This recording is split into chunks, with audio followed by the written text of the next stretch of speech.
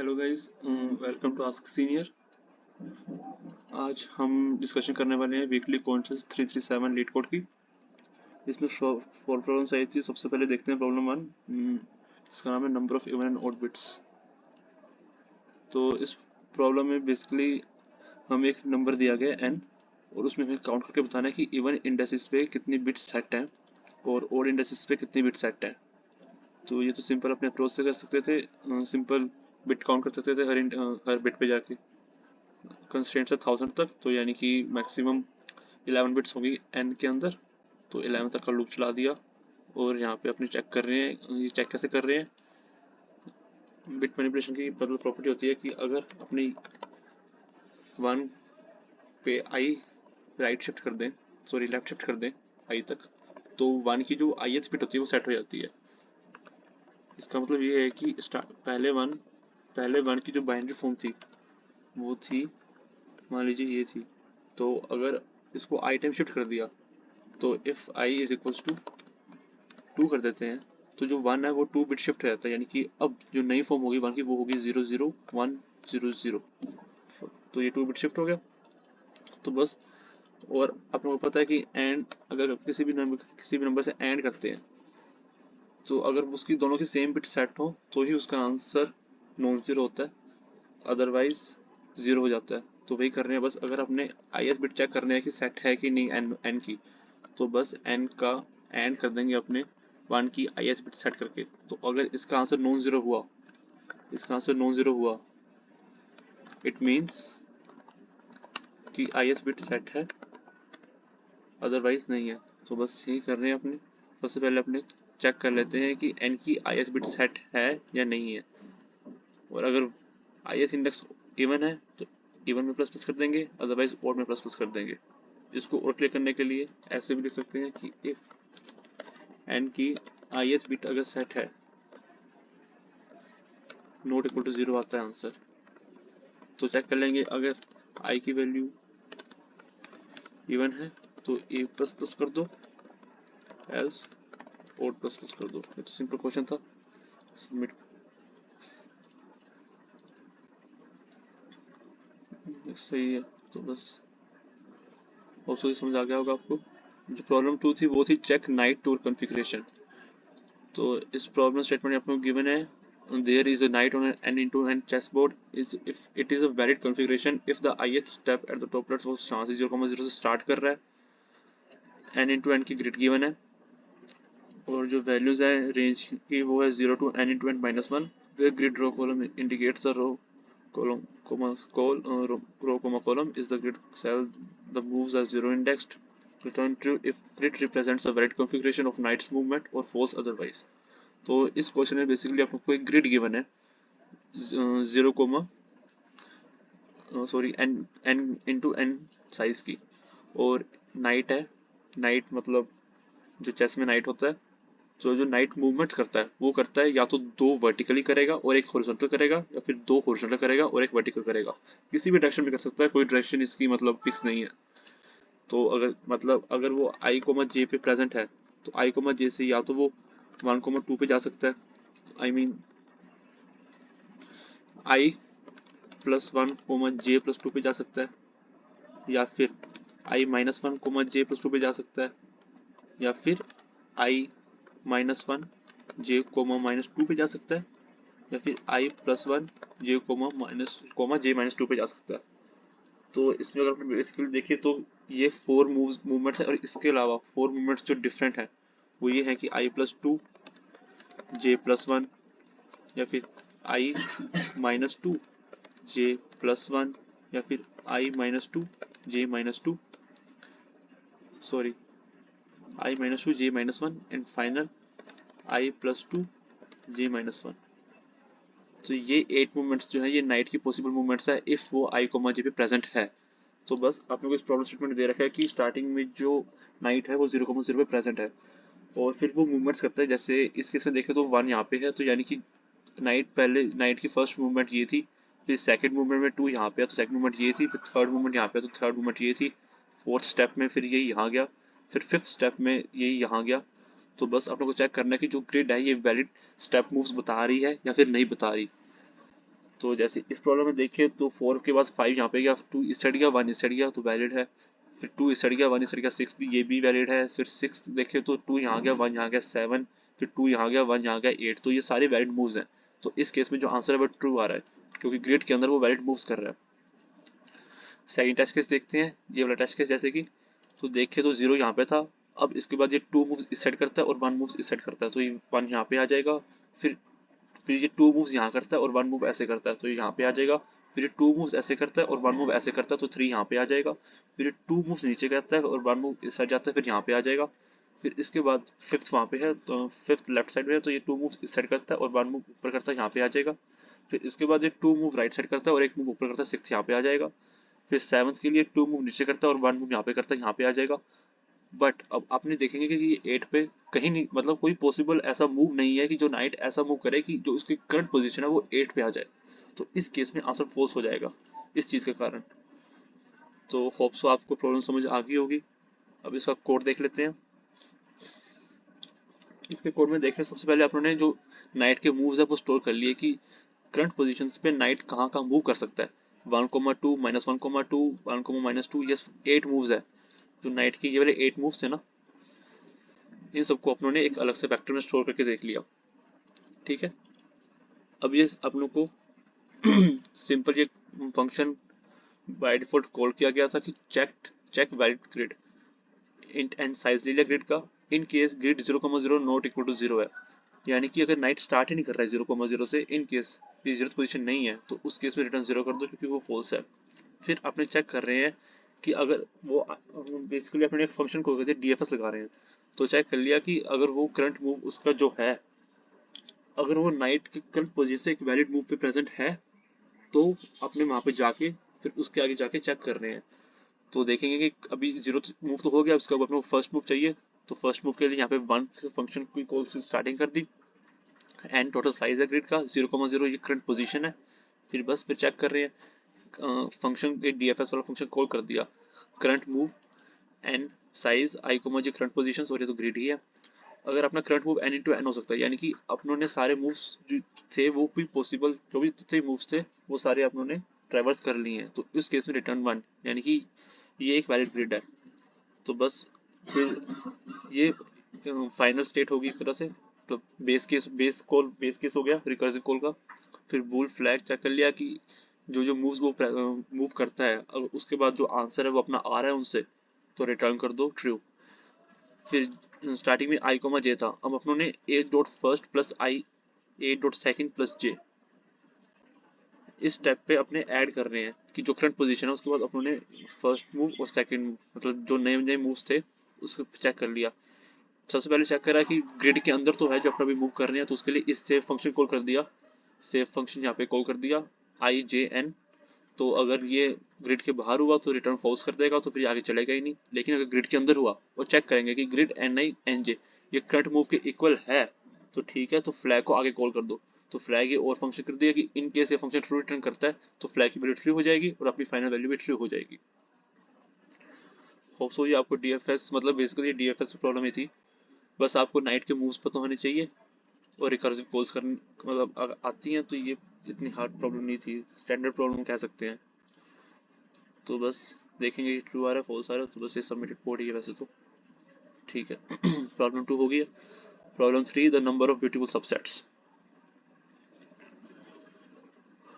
ये प्रॉब्लम में देखें अगर अपने, you are given an array nums of positive integers and a positive integer k. A subset of nums is beautiful if it does not contain two integers with an absolute difference equals to k. Return the number of non-empty beautiful subsets of the array nums. तो इसमें अपने को basically ये कहा गया है कि अपने को एक एरे गिवन है, तो अपने को इनमें से जो सबसेट्स बनाने हैं जिनके अंदर जो एलिमेंट्स है उनके बीच का जो डिफरेंस है वो k ना हो। इस केस में k 2 है। तो जैसे ये टेस्ट केस देख लेते हैं 2 4 6 वाला।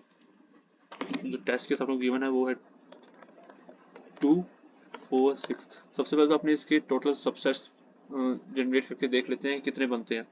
एक तो बनेगा 2 बनेगा, एक बनेगा 4 बनेगा, एक 6 बनेगा, 2 साइज के 2,4 बनेंगे, 2,6 बनेगा और एक 4,6 बनेगा। 3 साइज के देखें तो 2,4 4,6। अब इस केस में अपने देखें तो इस केस में कोई भी ऐसा एलिमेंट नहीं है जिनके बीच का साइज जो है वो मतलब जिनके बीच का एब्सोल्यूट डिफरेंस है वो 2 हो, मतलब k हो। इस केस में जैसे k 2 था, इस केस में k 2 था, तो ये एक वैलिड सबसेट है। नीचे जाते हैं तो 4 है, इस केस में भी ऐसा कोई मतलब एलिमेंट्स नहीं है जिनके बीच का, इसमें सिंगल एलिमेंट है तो बस, तो ये भी एक वैलिड है। 6 है, इस केस में भी ये वैलिड है। बट 2,4 के केस में जो 2 और 4 के बीच का एब्सोल्यूट डिफरेंस है वो k के इक्वल है, तो ये नॉट वैलिड आ जाएगा। 2,6 के केस में ये वैलिड सबसेट है, 4,6 के केस में ये नॉट वैलिड है, और 2,4,6 इस केस में भी ये इस केस में भी ये नॉट वैलिड है, क्योंकि 2 और 4 के बीच का डिफरेंस भी 1 है, 4 और 6 के बीच का डिफरेंस भी सॉरी 2 और 4 के बीच का डिफरेंस 2 है, 4 और 6 के बीच का डिफरेंस भी 2 है। तो अब वैलिड काउंट कर लेते हैं, 1 वैलिड, 2 वैलिड, 3 वैलिड, 4 वैलिड। तो इसका आंसर 4 होना चाहिए, एग्जैक्टली इसका आंसर 4 है। अब नेक्स्ट क्वेश्चन में तो ये सिंगल एलिमेंट है, तो इस केस में थोड़ा सा गड़बड़ चाहेंगे, इनका बीच का डिफरेंस जो है वो मानो, तो इस केस में भी एक ही बिट सबसेट बनेगा जो कि है वो खुद एलिमेंट। कंस्ट्रेंट्स देखें तो नम्स ऑफ लेंथ ये लेस देन इक्वल टू 20 है, तो इस केस में अपने सिंपल बैक ट्रैक करके सभी सबसेट जनरेट कर सकते हैं। तो उस केस में ये वर्क कर जाना चाहिए, क्योंकि अगर सभी सबसेट जनरेट करते हैं तो भी जो कम्प्लेक्सिटी 2 टू पावर n 20 तक जाती है, तो वो 1e5 max sorry 1e6 calls होती है, और 1e6 कॉल्स 1 सेकंड में 1 सेकंड 2 सेकंड में पॉसिबल है। तो बस सिंपल, सबसे पहले अपनों ने जो वेक्टर है गिवन वेक्टर उसको सॉर्ट कर लेना है, ताकि इन केस आपने जो वेक्टर वैल्यूज डालते जा रहे हैं तो अपने बाद में चेक करेंगे कि उसमें माइनस के, जैसे अगर x वैल्यू आपने डालने वाले हैं वेक्टर के अंदर तो x माइनस के वेक्टर में प्रेजेंट है कि नहीं। अगर आपने वैल्यू सॉर्टेड होंगी ना तो आपने वो पहले से ही log n में चेक कर सकते हैं। तो यहाँ पे फंक्शन कॉल कर दिया 0n nums के set sorry st I mean vector का वेरिएबल है मैं पास कर दिया, और -1 इसलिए करा क्योंकि एक एम्प्टी सबसेट भी जनरेट होगा और वो अपने को काउंट नहीं करना है, क्योंकि इसमें नॉन एम्प्टी ब्यूटीफुल सबसेट्स पूछे हैं। ठीक है, तो अब फंक्शंस को देख रहे हैं कैसे हो रही है। फंक्शन आई एन नम्स के set in case i equal to n हो जाता है, यानी कि अपनी बेस कंडीशन पे पहुंच गए हैं, तो इस केस में रिटर्न 1 कर दो, क्योंकि जो भी इसके पहले यानी कि ये एक वैलिड सबसेट है। फिर इंट काउंट इन केस अपने जो करंट एलिमेंट है उसको इंक्लूड नहीं करते हैं अपने फाइनल सबसेट में, तो i+1 कर देंगे और फिर वही सेम कोर्स कर देंगे।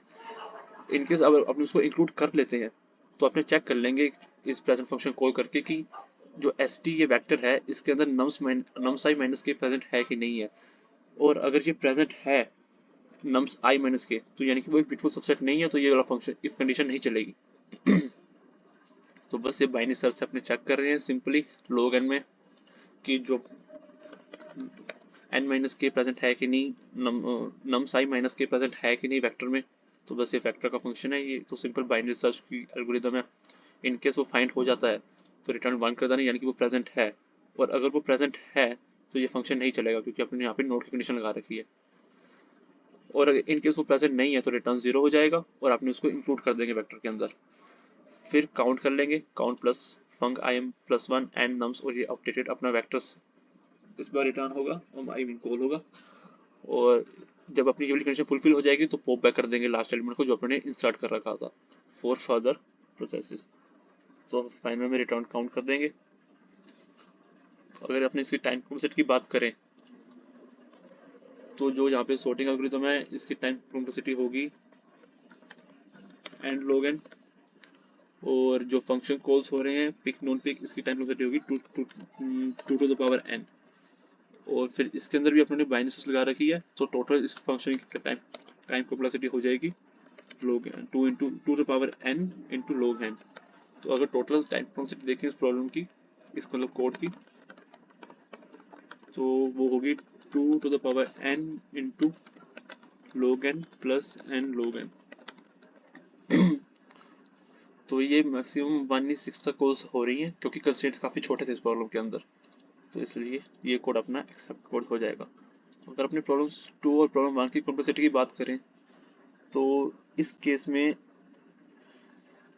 जो ग्रिड का साइज है वो n इंटू एन है और अपने हर मूव पे 8 into 8 I mean 8 times check करके देख रहे हैं। तो इस केस में जो टाइम कॉम्प्लेक्सिटी होगी अपनी वो हो जाएगी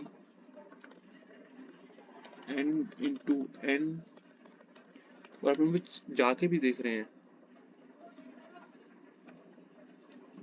तो इस केस में भी टाइम कॉम्प्लेक्सिटी वैलिड ही होगी, क्योंकि हर कॉल पे जाके भी देख रहे हैं अपने। अगर ith पोजीशन पे जाना पड़ रहा है अपने को तो उस पर जाके देख रहे हैं तो 8 कॉल्स हो रही हैं। तो मतलब कंस्ट्रेंट्स में आ जाएगा ये, क्योंकि कंस्ट्रेंट्स बहुत ज़्यादा छोटे थे इस प्रॉब्लम के, ज़्यादा दिक्कत नहीं आने वाली। और प्रॉब्लम मान के अगर इसकी 10% मान करें तो ये तो सिंपल O11 में हो रहा है, क्योंकि 11 टाइम्स ये फॉर लूप कॉल किया गया। अब बात करते हैं प्रॉब्लम 4 की, smallest missing non negative integer after operations. तो इस केस में अपनों को एक nums array गिवन है and an integer value. In one operation, you can add or subtract value from any element of nums. For example, if nums 1 to 3 and value equals to 2, you can choose to subtract value from num0 and to make nums minus 1, 2, 3. The max of is the smallest missing non-negative integer in it. For example, minus 1, 2, 3, 0. तो इस problem में अपनों को एक array given है और एक value given है। अपनों को ये जो वैल्यू है ये अपने गिवन एलिमेंट्स में प्लस या माइनस कर सकते हैं, और वो करने के बाद अपनों को जो मैक्स है एरे का वो निकालना है। जो मैक्स होता है किसी भी एरे का वो होता है smallest missing non negative integer. जैसे कि जो गिवन है -1, 2, 3, तो इसमें smallest missing non negative integer कौन सा है? जो जीरो से स्टार्ट करता है, जीरो ही प्रेजेंट नहीं है इसमें, तो इस केस में जीरो हो जाएगा। अगर ये अपने पास एरे होती 1, 0, 1, 0, 3, तो इस केस में जीरो प्रेजेंट है, 1 प्रेजेंट है बट 2 प्रेजेंट नहीं है, तो इस एरे का मैक्स जो है वो 2 हो जाएगा। तो बस अपनों को एक नम्स एरे गिवन है हर प्रॉब्लम के अंदर, और एक वैल्यू भी गिवन है। तो चेक करना है कि अपने अगर ये वैल्यू को सब्ट्रैक्ट या ऐड करते हैं गिवन एलिमेंट्स के अंदर, तो जो मैक्स है अपना वो मैक्सिमम कितना हो सकता है। इस मैक्स को अपने को मैक्सिमम करना है, मैक्सिमम मैक्स। तो बस, तो अगर अपने इसमें देखें तो इसमें मोड का कंसेप्ट लग सकता है, क्योंकि अपने हर वैल्यू में या तो 5 को ऐड कर रहे हैं या सब्ट्रैक्ट कर रहे हैं। तो अगर अपने हर वैल्यू को 5 की मतलब 5 के मोड के फॉर्म में रिप्रेजेंट कर दे, जैसे कि अगर अपने पास एक एलिमेंट है 1 तो इसका 5 मोड हो जाएगा 1। तो जैसे अगर अपने पास एक 9, अब अपने को 9 को सब्ट्रैक्ट 5 को सब्ट्रैक्ट या ऐड करना है 9 के अंदर, तो अपने इसको पहले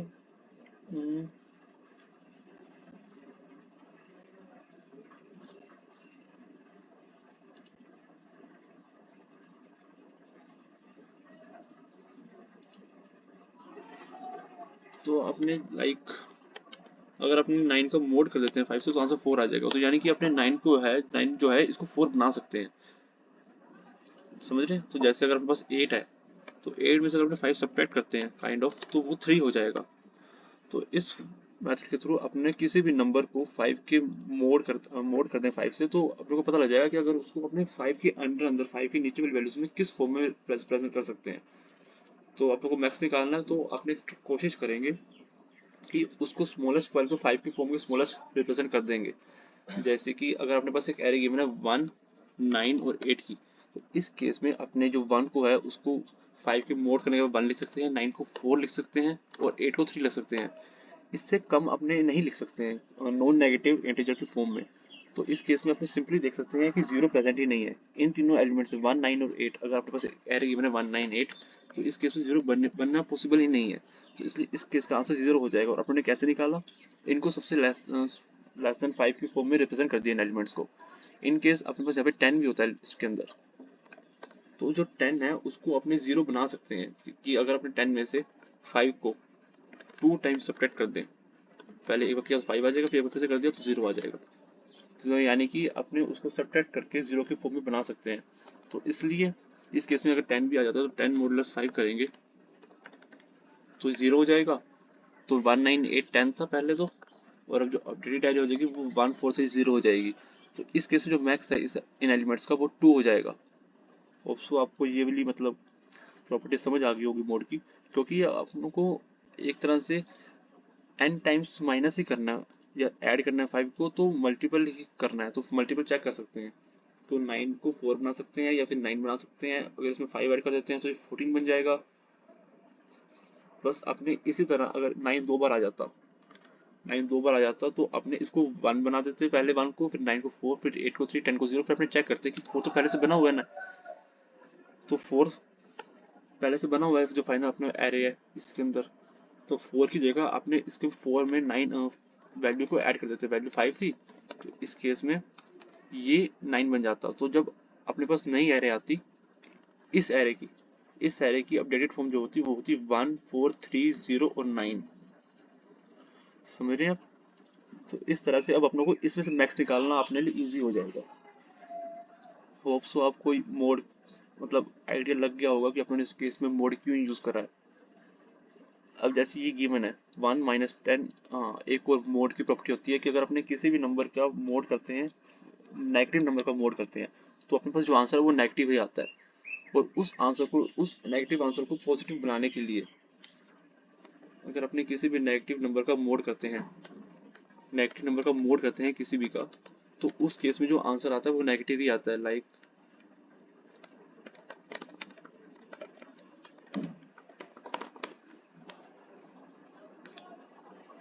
एक सेकंड आपको कोड के थ्रू करके समझा देता हूँ।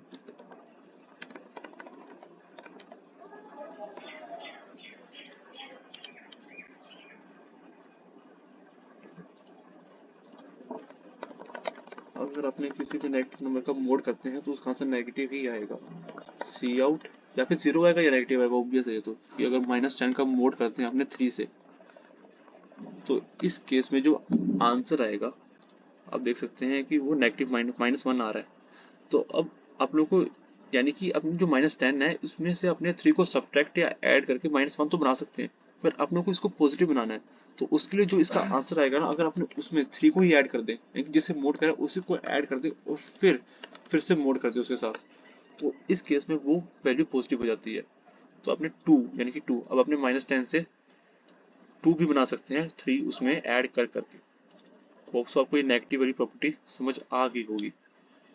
इनकेस नहीं आई है तो थोड़े और एग्जांपल्स देख लेते हैं। जैसे कि अगर आप देखें कि अगर अपने -11 का मोड करते हैं 5 के साथ, तो इस केस में जो वैल्यू आ रही है अपने पास वो -1 आ रही है, पर अपने को तो वैल्यू को जो चाहिए वो नॉन नेगेटिव बनाना है। तो उसके लिए अगर अपने -11 जो है इसका मोड जो आ रहा है, अगर उसमें अपने 5 को ही ऐड कर दें और फिर फाइनल वैल्यू का मोड निकालें, तो जो अपनी वैल्यू नेगेटिव आ रही थी, -1 आ रही थी पहले, वो 4 हो गई। यानी कि अपने -11 में +5 कर करके उसे 4 भी बना सकते हैं। तो बस यही प्रॉपर्टी यूज करी है मैंने। तो जैसे कि ये आपके पास एरे गिवन थी 1 -10 7 13 6 8 और वैल्यू थी अपनी 5। तो इन सबको पहले मैंने <5 की फॉर्म में रिप्रेजेंट कर दिया इन सबको, बट उन फॉर्म में उसका मोड निकाल लिया एक तरह से। तो जैसे अगर इसका निकाला जाए, ये वैल्यूज गिवन है, तो 1 मोड 5 करें अगर अपने तो 5 ही आएगा, -10 मोड 5 करें तो 0 होगा, यस आएगा, हाँ 0 ही होना चाहिए। -10 मोड 5 करते हैं तो हाँ 0 ही आ रहा है।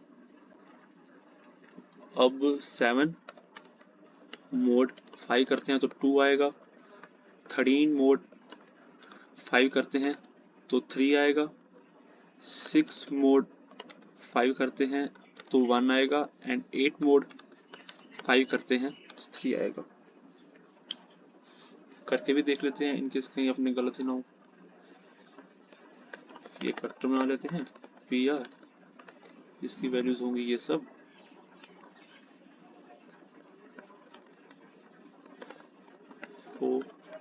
इन सभी वैल्यूज का अगर अपने 5 से मोड निकाल लें तो स्टार्टिंग में वैल्यूज ये थी, फिर इसका अगर मोड निकाले 5 से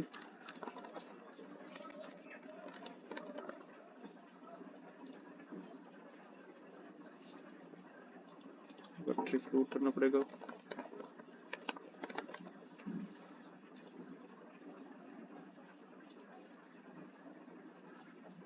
सॉरी, तो देखा जाए अगर अपने यहाँ पे देखें तो 1 का 1 बन रहा है, -10 का 0, 7 का 2, 13 का 3, 6 का 1 और 8 का 3। तो जो अब अपडेटेड अपने पास जो बनेगी एरे वो बनेगी 5, 0, 2, 3, 1, 3। अब अगर अपने इसमें इस केस में देखें तो जो 3 है ना वो रिपीट हो रहा है, तो इट्स बेटर कि उस 3 को ना अपने +5 करके कुछ ऐसा एलिमेंट बना दे ताकि अपने दो वैल्यूज जो हैं वो कवर हो जाए। तो अगर इसको अपडेट करा जाए, पहले सॉर्ट कर लेते हैं 0, 1, 2, 3, 3, 5, और अब जो वैल्यूज रिपीट हो रही है उनको अपडेट कर देंगे 0, 1, 2, 3। फिर ये 3 रिपीट हो रहा है तो इसमें आपने जो वैल्यू थी वही ऐड कर देंगे, और वैल्यू क्या थी अपनी इस केस में 5। तो 3 में अगर 5 ऐड करते तो क्या बन जाएगा 8 और ये 5। अब देख लेते हैं कि मैक्स क्या है, जो ये अपडेटेड एरिया है। तो इसका मैक्स निकाल तो 0% है, 1% है, 2% है, 3% है, पर 4% नहीं है, 5% है। तो इस केस में जो आंसर होगा वो 4 होगा। तो इस केस में 4 आ रहा है, बिल्कुल सही है। होप सो आपको ये चीज समझ आ गई होगी। अब अगर अपनी जो एरिया है उस केस में वैल्यू 7 होती तो क्या होता, ये भी एक टेस्ट के ड्राइविंग करके देख लेते हैं। ये वैल्यूज हैं, इस कोड में इन्हीं वैल्यूज को अपडेट कर देते हैं अपने। वैल्यूज तो वो सेम ही है मेरे ख्याल से, एग्जैक्टली वैल्यू सेम है, बस इसमें 5 की जगह ना 7 दे रखा है। तो 7 को अगर अपने मोड निकालने चाहें तो क्या क्या आएंगी, 1, -3, 0, 6, 6, 1। अब इस केस में -3 है तो -3 को आप लोग को पॉजिटिव करना ही पड़ेगा। तो उस केस में पॉजिटिव करने के लिए मैंने बताया था आपको क्या करते हैं, इसमें +7 ऐड कर देंगे। जो इसका मोड आएगा ना उसमें +7 ऐड कर देंगे, और जो फाइनल आंसर आएगा उसका फिर से 7 से मोड कर देंगे। तो इससे जो वैल्यू है वो मतलब पॉजिटिव हो जाएगी। तो -10 को अपने 4 बना सकते हैं उसमें 7 को ऐड करके। तो जो इसकी रिजल्टेंट एरे बनेगी 140661। तो वो बनेगी 140661। इसको सॉर्ट कर लेते हैं 0, 1, 1, 4, 6, 6, यही बनेगी ना। हाँ, अब जो रिपीटेड वैल्यूज है अपने उनको अपडेट कर देते हैं ताकि अपने हर वैल्यू से मैक्सिमम मतलब डिस्टिंक्ट वैल्यूज बना पाए, ताकि जो अपना मैक्स है उसके चांसेस ज़्यादा हो, बड़ा होने मैक्सिमम होने के। तो 0, 1 फिर 1 था, तो अब ये रिपीट हो रहा है तो 1 में जो वैल्यू थी वो ऐड कर देंगे। इस केस में जो वैल्यू थी वो 7 थी, तो 1 को अपडेट करके 7 करें तो 8 आ जाएगा, 4 फिर 6, फिर 6 को फिर से अपडेट करेंगे अगर 7 के साथ तो 13 आ जाएगा। अब इस केस में मैक्स देखें तो 0 प्रेजेंट है, 1 प्रेजेंट है और 2 प्रेजेंट नहीं है। तो इस केस में जो आंसर होगा वो 2 होगा। बस होप सो आपको टेस्ट की समझ आ गए होंगे, प्रॉब्लम समझ आ गई होंगी। इंट्यूशन में मैंने बताया दिया है कि आपको करना क्या है। मोड निकाल लेना है हर वैल्यू के लिए, नई नई एरे आपके पास जनरेट हो जाएगी। अब उस नई एरे में जो रिपीटेड वैल्यूज है उनको अपडेट करके मैक्सिमम डिस्टिंक्ट वैल्यूज बना लेनी है, ताकि जो मैक्स है एरे का उसके मैक्सिमम होने के जो चांसेस हैं वो बढ़ जाए।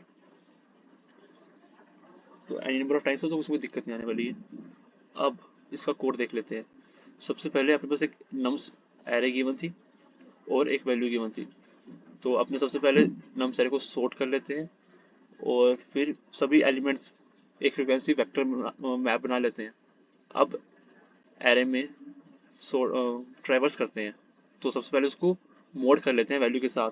इन केस वो नेगेटिव है तो नेगेटिव केस को हैंडल करने के लिए ऐड कर देंगे पहली वैल्यू को, फिर से मोड कर देंगे और फिर अपने फ्रीक्वेंसी अपडेट कर देंगे। तो चेक कर लेंगे कि कोई वैल्यू कितनी बार आ रही है। जैसे इस केस में जो 1 जो 0 है वो एक बार आ रहा है, 1 जो है वो 2 बार आ रहा है, 4 एक बार ही आ रहा है और 6 2 बार ही आ रहा है। तो बस ये फ्रीक्वेंसी अपडेट हो जाएगी। अब अपने एक विजिट बना लेंगे वेक्टर, आई मीन मैपिंग कर लेंगे विजिट वेक्टर की, और फिर जो फ्रीक्वेंसी पर मैप बनाई है उसको कॉल कर देंगे। और सबसे पहले नम फर्स्ट तो वही होगा, जैसे कि इस केस में नम फर्स्ट जो है वो 1 था तो नम फर्स्ट हो गया। अगर अपने चेक कर लेंगे फिर उसको अपने विजिट मार्क कर देंगे कि ये प्रेजेंट है, कि ये वैल्यू प्रेजेंट है एरे के अंदर, ठीक है। और फिर अपने नम में वैल्यू ऐड कर देंगे, जैसे कि जो डबल वैल्यूज होंगी। जैसे इस केस में 6 था तो अपने को 6 तो अपने पास एक आ चुके हैं। अब देखेंगे कि ये अपडेट हो सकता है कि नहीं हो सकता है। इन केस 8 और सेकंड की वैल्यू जो है वो ग्रेटर देन 1 हो, तो यानी कि रिपीटेड वैल्यूज है तो अपडेट कर देंगे। तो तब तक अपडेट करते जाएंगे जब तक ए डॉट सेकेंड जो है वो ग्रेटर देन 1 रहता है। आई मीन जो डिस्टिंक्ट जो फ्रीक्वेंसी उस एलिमेंट की वो प्रेजेंट है। तो नम को इसको विजिटेड मार्क कर दिया जो करंट नम प्लस वैल्यू होगी, और नम प्लस उसको फिर अपडेट कर दिया, और ए सेकंड में से एक टाइम यानी कि अब जो फ्रीक्वेंसी है उस एलिमेंट की वो एक कम हो गई है। जब तक ए डॉट सेकंड रहेगा अपना ग्रेटर देन 0 तब तक अपने इस स्टेप को रिपीट करते जाएंगे।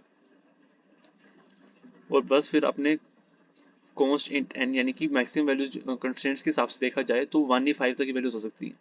तो जो किसी भी आंसर है अपना उसकी जो मैक्सिमम पॉसिबल वैल्यू है, मैक्सिमम पॉसिबल मैक्स है सॉरी, तो जो अपना मैक्सिमम पॉसिबल मैक्स है वो 1E5 ही हो सकता है, क्योंकि या तो 0% होगा या 1% होगा या 2% होगा, तो ऐसे करके 1E5 तक की वैल्यूज प्रेजेंट हो सकती है। तो अपने फिर 1E5 तक लूप चला देंगे और चेक कर लेंगे कि इनमें से जो भी विजिटेड वैल्यू नहीं है अपनी स्मॉलेस्ट, 0 से चालू कर रहे हैं तो स्टार्टिंग में जो भी विजिटेड वैल्यू नहीं आएगी वो रिटर्न कर देंगे। इनके सभी वैल्यूज रिविजिटेड है तो रिटर्न एंड कर देंगे। बस यही कोड था इसका। होप सो समझ आ गया हो, चला के देख लेते हैं, चल जाना चाहिए। चल रहा है। एक्सपेक्टेड आंसर सेम आ रहे हैं, सबमिट। वैसे एक्सेप्टेड कोड दिए कॉन्टेस्ट में ही दिया था, तो बस तो ये एक्सेप्टेड कोड है। इस केस में अगर हमें कॉम्प्लेक्सिटी कम करनी है ना तो अपने नम्स साइज यूज करते हैं, क्योंकि अगर किसी भी एरे में जो मैक्सिमम वैल्यूज होंगी वो नम्स डॉट साइज तक ही हो सकती हैं। कि अगर आपके पास एक एरे गिवन है जिसमें 10 ही वैल्यूज हैं तो उस केस में जो मैक्स है ना वो 10 ही हो सकता है। तो उससे भी उसका कुछ भी देख लेते हैं। अगर अपने इसका साइज ले लें और फिर इसे साइज तक ही चलाएं, और अगर इनके सभी वैल्यूज प्रेजेंट है तो यानी कि एन भी प्रेजेंट नहीं है, तो कॉप्स तो ये भी सबमिट हो जाना चाहिए।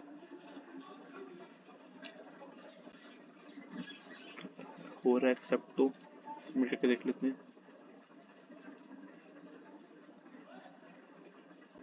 हो रहा है एक्सेप्ट। तो अगर इसकी टाइप कॉम्प्लेक्सिटी देखी जाए इस प्रॉब्लम की, तो सॉर्ट करने की एंड लॉग एन आ जाएगी यहाँ पे।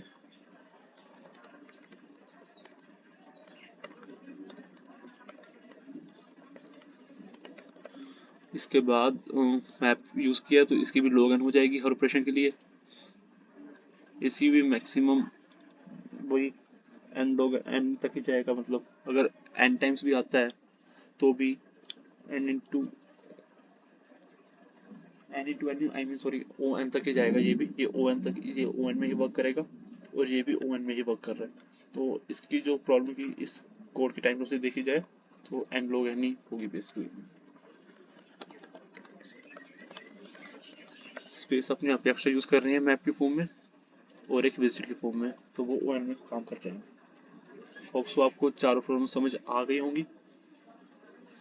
बस अगर आपने डिस्कॉर्ड सर्वर ज्वाइन करना है आस्क सीनियर का तो डिस्क्रिप्शन में लिंक है, आप उसके थ्रू ज्वाइन कर सकते हैं और अपनी क्वेरीज कॉन्टेस्ट वगैरह पोस्ट डिस्कशन होती रहती है वो सब देख सकते हैं। Thank you.